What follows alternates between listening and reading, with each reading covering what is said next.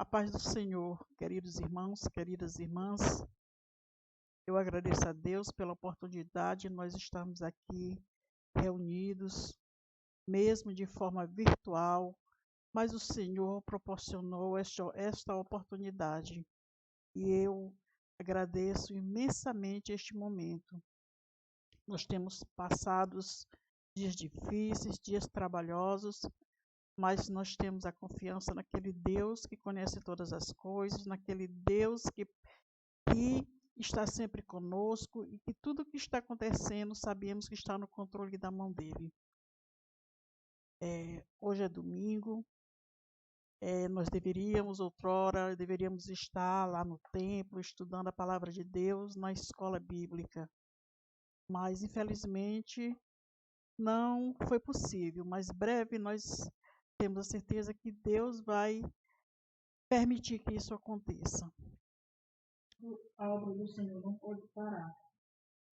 Por isso nós estamos aqui, estudando a lição 5, que hoje nós iremos começar.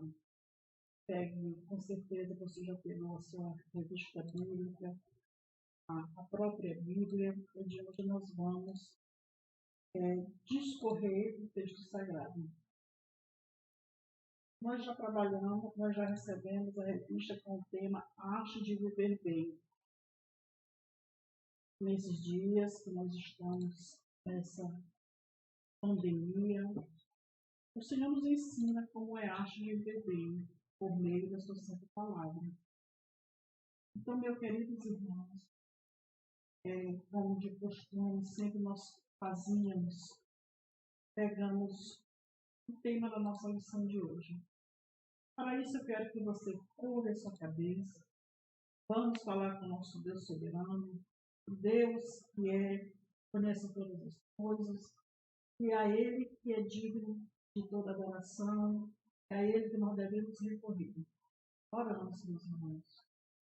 Pai querido, Deus soberano, diante de Ti, Senhor, nós colocamos as nossas orações, nós colocamos as nossas petições, tendo certeza de que Tu és o Senhor das nossas vidas, o autor da nossa salvação. Pai, eu te peço nesta manhã que Tu abençoe cada um de nós que estamos aqui para escutar a Tua santa palavra. Te peço pela vida do nosso pastor, da sua família, que é o anjo da nossa igreja. Te peço também, Senhor, pelo pastor Bruno, pela sua família, que é o vice-presidente do nosso ministério. Que Tu abençoe, Senhor, o irmão Paulino, o evangelista Paulino, que é o superintendente da escola dominical. Que Tu abençoe, Pai querido, todas as pessoas, todo o Teu povo, de criança até o mais idoso, Pai querido. Senhor, Tu vai na família, na casa de cada uma das nossas famílias, aqueles que estão enfermos, Tu vai curando, meu Senhor. Aqueles que estão desanimados, de ânimo, aqueles que estão tristes, Senhor, consola, traz alegria, traz a Tua paz. Em nome de Jesus, Deus soberano, eu te peço que tome conta deste lugar, que Tu habite, Espírito Santo, neste lugar, que nós possamos trazer a Tua santa palavra, Senhor, genuína, Pai.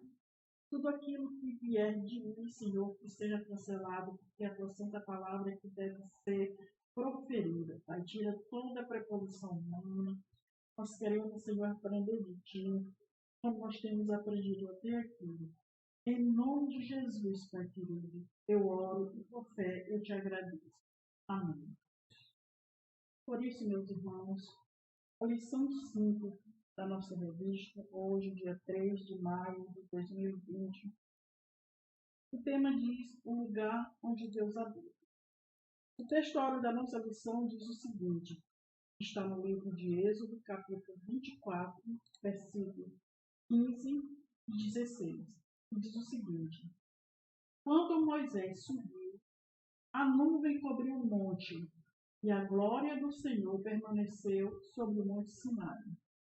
Durante 6 dias, a nuvem cobriu o monte. No 7º dia, o Senhor chamou Moisés no interior da nuvem. A verdade central diz o seguinte: Deus chama os crentes de hoje a entrar em sua presença por meio do novo e vivo caminho. Chegai-vos a Deus, e ele se chegará a vós. Eu quero fazer uma reflexão pequena aqui na nossa verdade central. Diz: Deus chama os crentes de hoje a entrar na sua presença por meio do novo e vivo caminho. Com certeza nós já sabemos que nós temos um único caminho para chegar a Deus, que é por meio do seu Filho Jesus. É o único mediador, é o único caminho que nos leva a Deus. E interessante que é que Deus pede que nós chegamos a Ele. Ele quer que nós chegamos ao próprio Deus, porque Ele chegará a nós. A nossa leitura bíblica está em Êxodo, capítulo 25, de 1 a 8. Você pode acompanhar na sua revista ou na própria Bíblia. E nós vamos ler juntos, eu aqui, você na sua casa. E o texto sagrado diz assim: Disse o Senhor a Moisés: Diga aos israelitas que me tragam uma oferta.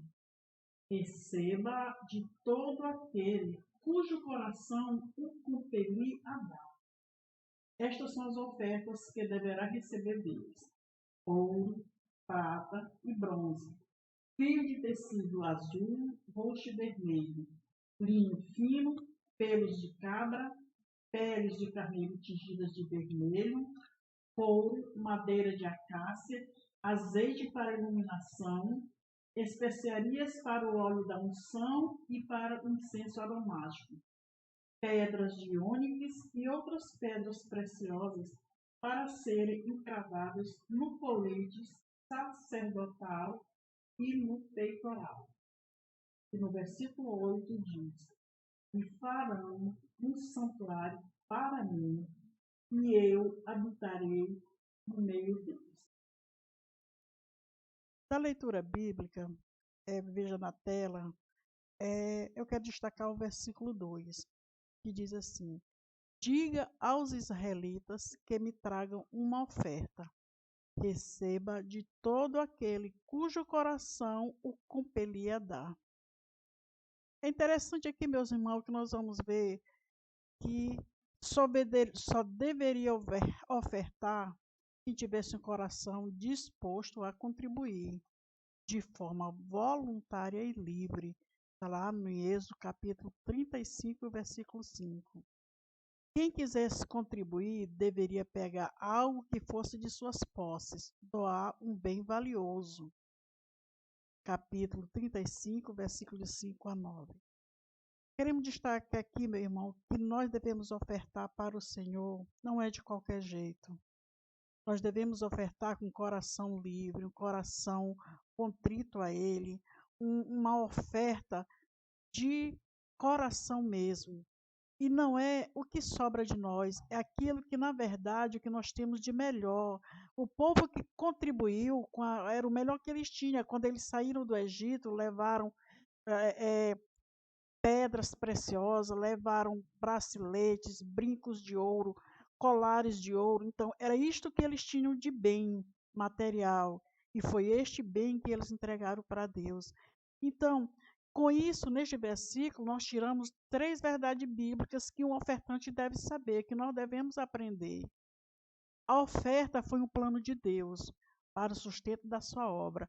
A oferta que nós ofertamos para o Senhor não é para nós, não é para o pastor, é para a obra de Deus. Se os obreiros ou os líderes ministram esta oferta, mas é para a obra de Deus. Outro fato importante é que o ato de ofertar, ele é voluntário.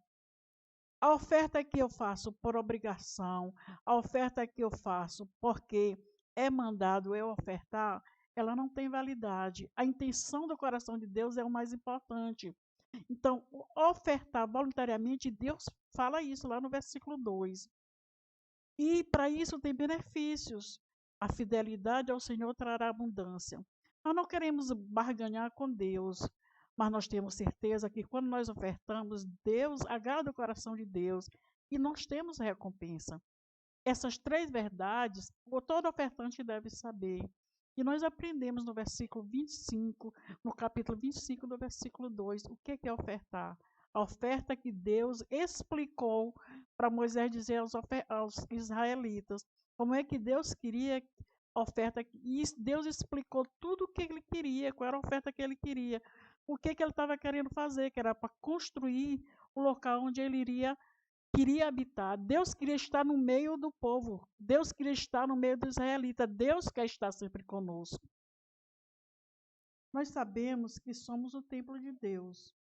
Porém, para que Ele faça morada em nós, é preciso cumprir algumas regras, em sinal de obediência. Quando Deus falou para Moisés construir o tabernáculo, Ele ordenou cada detalhe o que ele queria fazer. E Moisés executou o que Deus pediu para fazer. Acompanhando a revista, a introdução, nós vemos aqui que o tabernáculo é formado de 3 partes. Pátio, que é também chamado de átrio.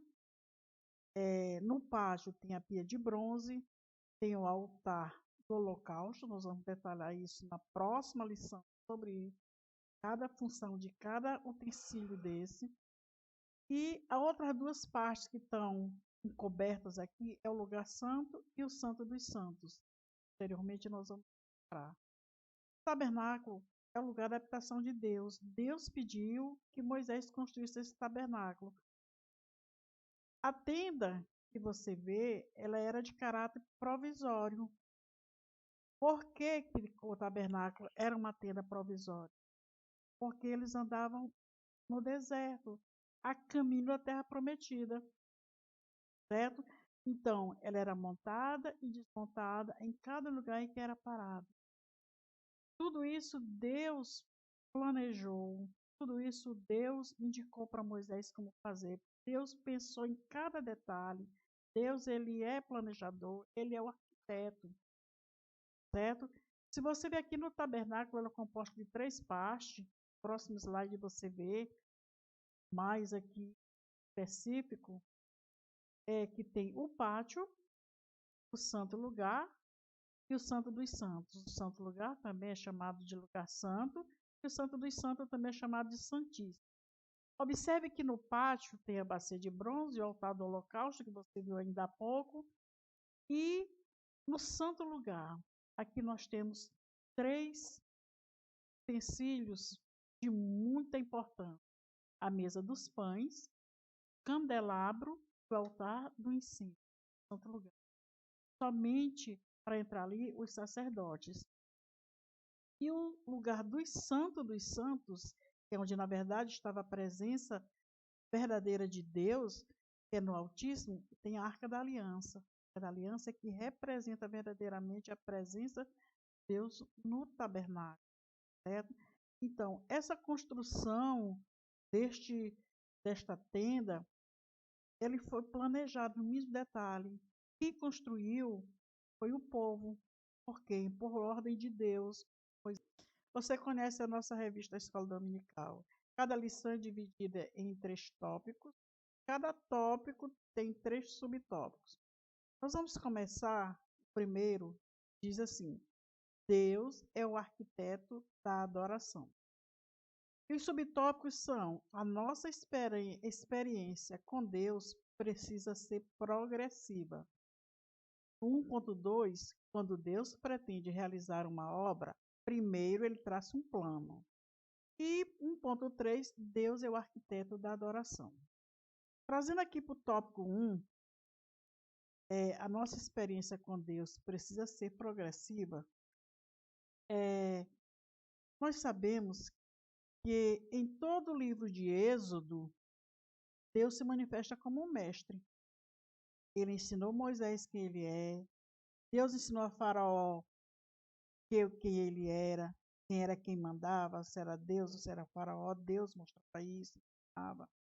Mas a partir do capítulo 19 e 20, Deus age e ensina mais detalhadamente por meio de leis ao povo. O Senhor não apenas ensinou as leis básicas de relacionamento, como também se mostrou a eles como Deus santo e poderoso. Deus mostrou para o povo que ele mesmo é santo, que ele é poderoso. O versículo 18 a 21 está aqui, certo? 18 a 21. Vemos Moisés como mediador entre Deus e o povo. Moisés mediador. De que forma? Acompanhe na sua revista, você vê que somos nós que decidimos até que altura nós chegaremos. É a nossa experiência com Deus. O povo, na base da montanha, temia ouvir a voz de Deus e contentava-se em ouvir Moisés lhe falar. Quando o povo saiu do Egito, 3 meses, Moisés subiu ao monte, foi falar com Deus. Então, Moisés teve um relacionamento direto com Deus. E Deus disse que iria falar com o povo, embaixo no monte. Deus disse para Moisés, dizer ao povo que eles deveriam se consagrar 3 dias. Eles deviam estar em santidade 3 dias. E Deus iria falar com eles. O povo ia ouvir a voz de Deus. Mas quando Deus desceu ao 3º dia, ele veio numa nuvem densa, que veio com trovões, que ele veio com relâmpagos. O povo ficou com medo. O povo teve medo de ouvir a voz de Deus. Então o povo dizia: eu prefiro ouvir, Moisés, ouvir a tua voz. Deus fala para ti e eu ouvir a tua voz. Então Moisés era o mediador entre Deus e o povo. Então observe que a nossa experiência com Deus precisa ser progressiva. Moisés, ele tinha essa intimidade com Deus, ele tinha essa experiência com Deus. O povo não tinha. Nós devemos aprender com isso, que nós devemos ter intimidade com Deus. Nós não vamos chegar de qualquer forma diante de Deus. Nós temos método, nós temos que estar em santidade, nós temos que estar com nossas vestes limpas para chegar diante do trono de Deus. Porque a glória de Deus é grande. Moisés tinha intimidade com Deus, então Moisés, além de ouvir a voz de Deus, ele viu a sua glória. Então, nesse tópico 1, ele fala assim: a nossa experiência tem que ser progressiva. Veja o seguinte: como é que nós possamos, certo, aprender com experiência com Deus e a cada dia, gradativamente, nós vamos estar em relacionamento com Deus. Como é que eu vou a cada dia ter intimidade com Deus, ter relacionamento? Nós devemos ouvir a voz de Deus, aprender a ouvir a voz de Deus. Ter discernimento que a voz que nós vamos ouvir é de Deus. É a partir desse relacionamento com Deus, eu vou adquirir experiência com Ele, eu vou estar mais perto com Deus. Eu preciso fazer a prática da leitura da palavra de Deus. Tenho que orar, eu tenho que ter práticas boas, eu tenho que comungar com meus irmãos, temos que estar em relacionamento com meu irmão. Não adianta eu ter o relacionamento com Deus e não estar com meu coração rancor.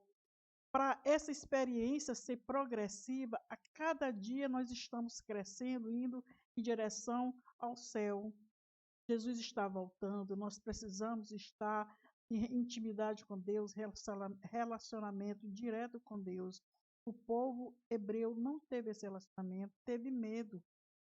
Usou Moisés como mediador. Hoje nós não precisamos de mediador nenhum, somente um que é o nosso único mediador, que é Jesus Cristo, como já falamos anteriormente. Jesus é o único mediador, ele se fez essa mediação entre o homem e Deus através do seu sacrifício na cruz. Os nossos pecados foram redimidos, entendeu? Por meio do sacrifício de Jesus. Ele é a ponte do homem a Deus. Então, essa experiência com Deus progressiva, eu tenho que adquirir. Eu não vou pegar de uma hora para outra. Eu tenho que morrer o velho homem que tinha de mim para ser uma nova criatura, para estar mais perto de Deus. eu tenho que matar todos os meus pecados, eu tenho que matar toda rancor, todo ódio que está no meu coração, tenho que ter liberação de perdão. Estas são atitudes que o crente deve ter para estar sempre em progressão, para estar sempre caminhando aos céus. É o que esse primeiro tópico diz isso. Continuando a lição da nossa revista, no subtópico 1.2, quando Deus pretende realizar uma obra, primeiro ele traça um plano. Seja a construção do tabernáculo, seja a construção do templo, seja a construção de uma igreja local, da vida cristã ou do ministério de indivíduos, primeiro Deus planeja. Desse modo, Deus advertiu Moisés para que fizesse tudo de acordo com os planos revelados a ele no monte. Salta aos olhos um princípio básico do ministério. Para nossa segurança, devemos seguir o plano que recebemos do céu e não o plano deste mundo.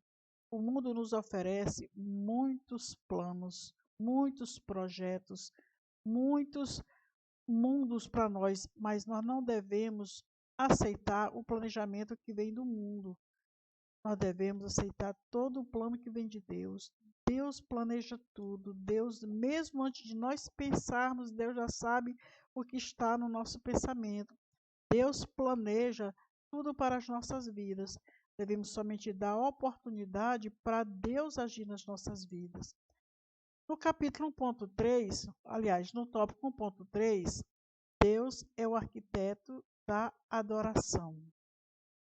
Já vimos que Deus planejou e providenciou tudo o que foi necessário para a construção do tabernáculo, desde os materiais até os trabalhadores que iriam construí-lo. Esses materiais que nós citamos lá no início da lição, que Deus pediu como oferta, peles, azeite de oliveira, especiarias, toneladas de ouro, foi usado no tabernáculo, e também mais de 3 toneladas de prata. De onde veio toda essa riqueza? Deus providenciou tudo, isso permitindo que saqueasse o Egito antes de saírem de lá. E sem dúvida também havia espólio da vitória sobre Ameleque. Nós devemos saber que Deus é o supremo arquiteto.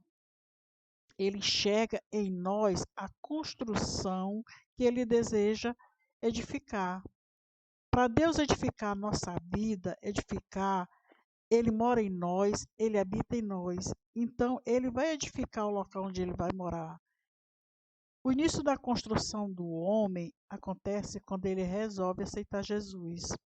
É a primeira obra de qualquer construção que se inicia é limpar o terreno.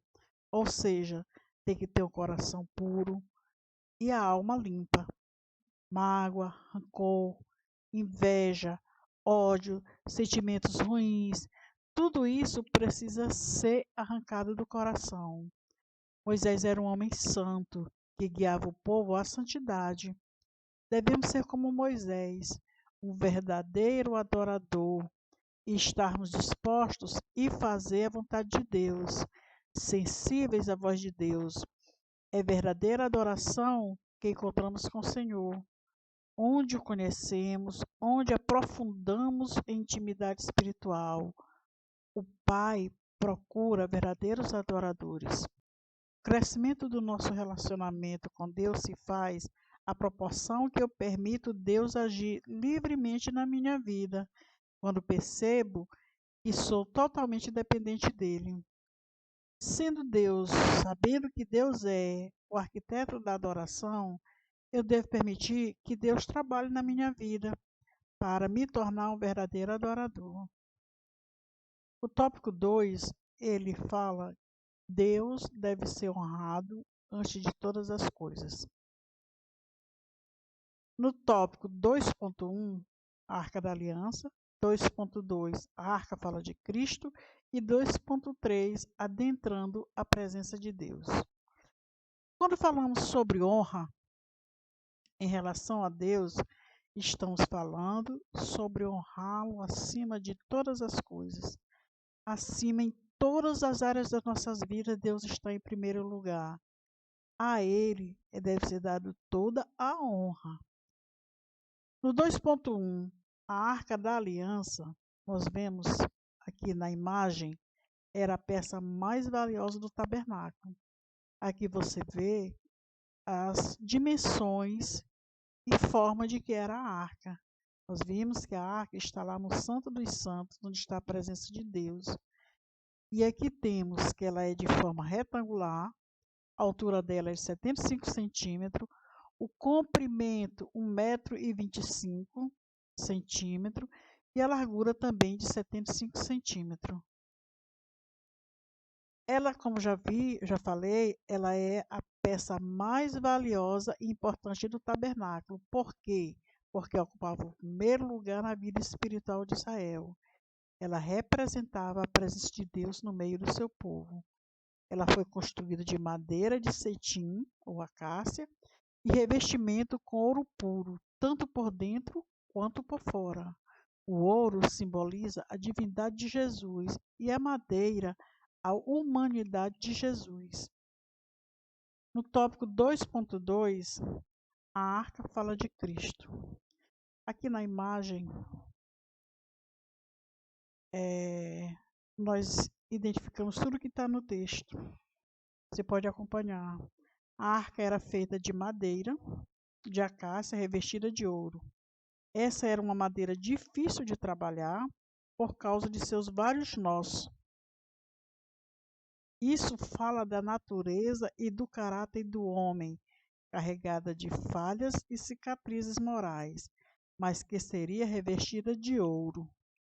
Da glória de Cristo, ele poderia ser lixada e valorizada a verniz, mas foi coberta para que nenhuma carne se glorie diante de Deus. De acordo com Hebreus 9.4, dentro da arca estavam as tábuas da lei, o vaso com maná e o bordão de Arão que floresceu, como você vê aí na imagem.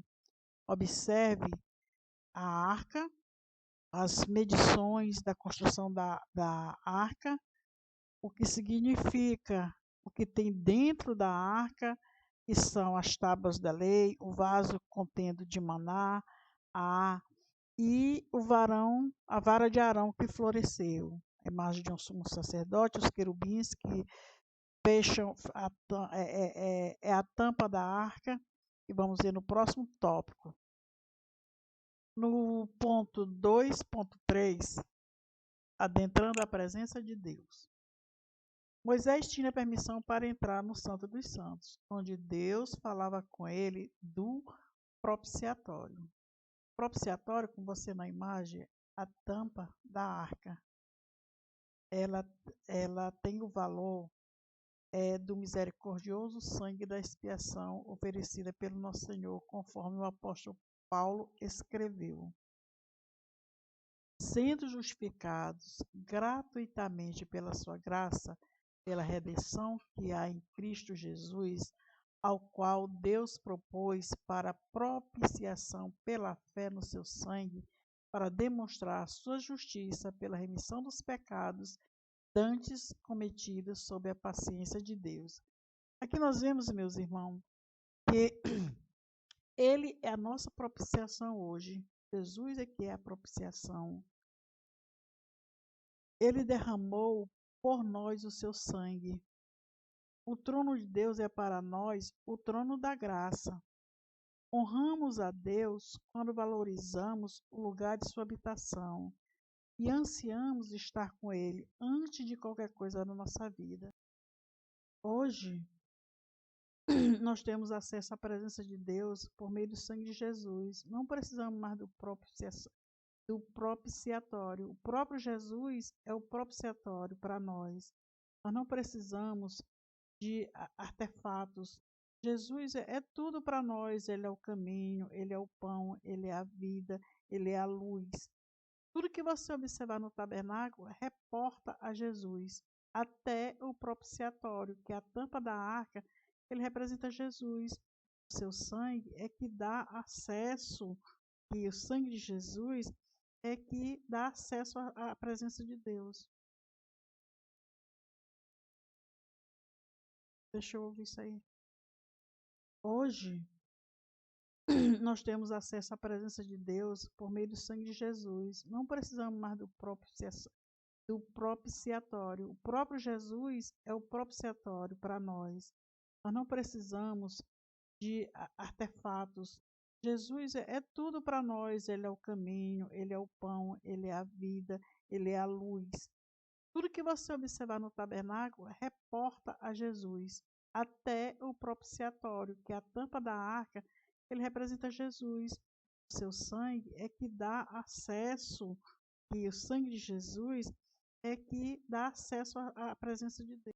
Por fim, o tópico 3 diz que Deus é o sustento para o seu povo. No 3.1, tudo aponta para Jesus.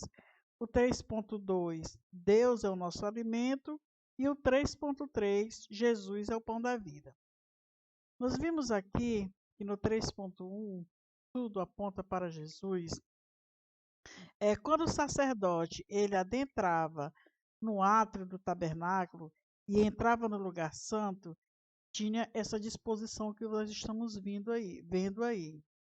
À direita tinha a mesa para os pães da proposição, à esquerda tinha o castiçal de ouro e no centro, para a entrada do Santo dos Santos, o altar de incenso, ou seja, o altar de ouro. Vendo essa outra imagem, mas com a mesma precisão, tudo aponta para Jesus. Aí nós vemos, num outro ângulo, a mesa da proposição, o candelabro e o altar de incenso. Observe que o altar de incenso ele vai estar na frente do véu, que vai adentrar no Santo dos Santos. Aqui nós vemos também o castiçal, que iluminava todo o ambiente. As 7 lâmpadas produziam uma só luz. No Evangelho do Senhor Jesus é representado como a luz do mundo. Jesus é a luz do mundo. Observe que nós estamos reportando Jesus para as coisas do tabernáculo. Da mesma forma que o castiçal de ouro iluminava o ambiente escuro, Jesus é a luz que ilumina o mundo nas trevas. No 3.2, vemos que Deus é o nosso alimento. A presença dos 12 pães no lugar santo, como você vê ali a mesa com os pães da preposição, estavam servindo as 12 tribos de Israel. Cada pão representava uma das tribos. Observe que que a mesa era feita de madeira, de acácia e recoberta de ouro, como a arca. Ali os 12 pães da preposição. As tribos também eram representadas por pedras no peitoral dos sacerdotes. Na outra imagem você vê lá o peitoral dele lá com as 12 pedras, onde cada pedra representava também uma das tribos. Isso nos revela que o Senhor alimenta o seu povo, carrega nos ombros e leva junto ao peito. Interessante, ó. Também os pães nos lembram que Israel foi chamado para alimentar o mundo esfaimado.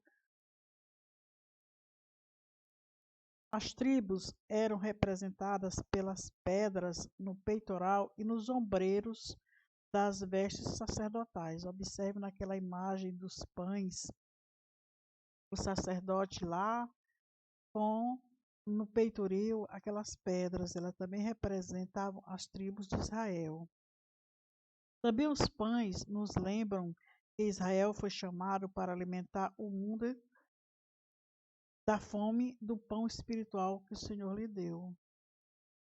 Os pães deveriam ser comidos pelos sacerdotes, a fim de que os ministrantes estivessem nutridos para exercer o ofício na presença de Deus.